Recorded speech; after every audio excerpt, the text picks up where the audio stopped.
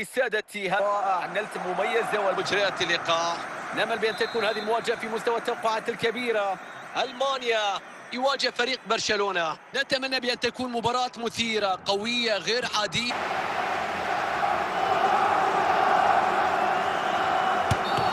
المنتخب الألماني يحصل على ركلة حرة بعد هذا الخطأ. يهدف الشباك للمرة الأولى في هذه المباراة. لقطة لمهارة استثنائية، لانطلاقة خيالية، لاختراق غير عادي من الدفاع، لنهاية في الشباك. هدف في منتهى الروعة. إذن أول أهداف هذه المباراة مشاهدينا متابعينا، النتيجة 1-0 الآن. كريستيانو رونالدو، ألكسندر أرنولد، وصلت إلى فلاهوفيتش، وصلت إلى أوسكار، رافينيا، أوسكار، قراءة رائعة للكرة والدفاع في الوقت المناسب. بوديمير،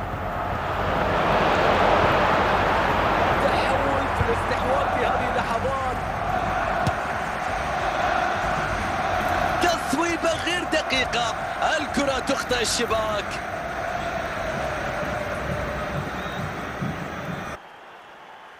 بنجامين بافارد، يتمكن فلاهوفيتش من استعادة الكرة. رافينيا، خطيرة فلاهوفيتش، الكرة في المرمى، هدف يوسع الفارق إلى هدفين.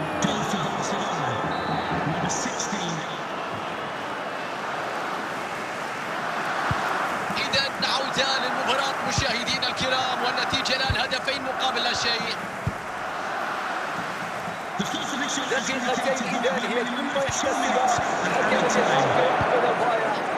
فلاهوفيتش، والآن تعلن الصافرة.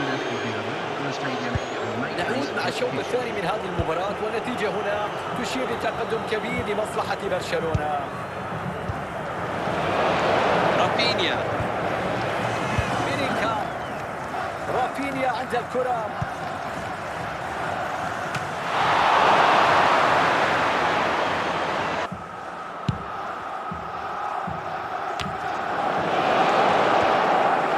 لوثر ماتيوس، بوديمير، أضاع الكرة.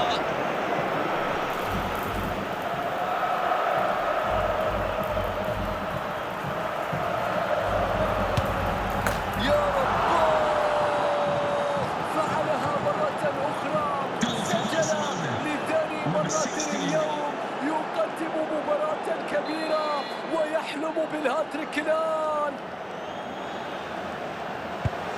يستأنف اللعب، وواضح بأن برشلونة هنا في طريق مفتوح نحو الانتصار.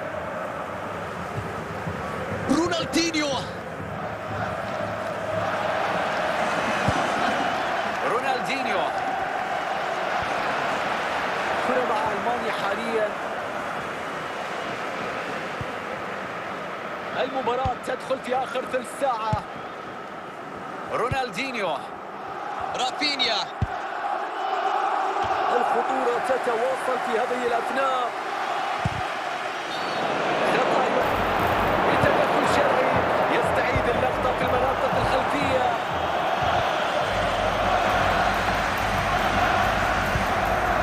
هالاند، الحكم يتيح الفرصة لبرشلونة لاستمرار الهجمة، والصافرة تنطلق معلنة عن وجود ضربة حرة هنا. كرة هدف في هذه اللحظات، تدخل قوي هنا في الوقت. حسن تقرير حكم المباراة 3 دقائق كوقت إضافي. نهاية المباراة.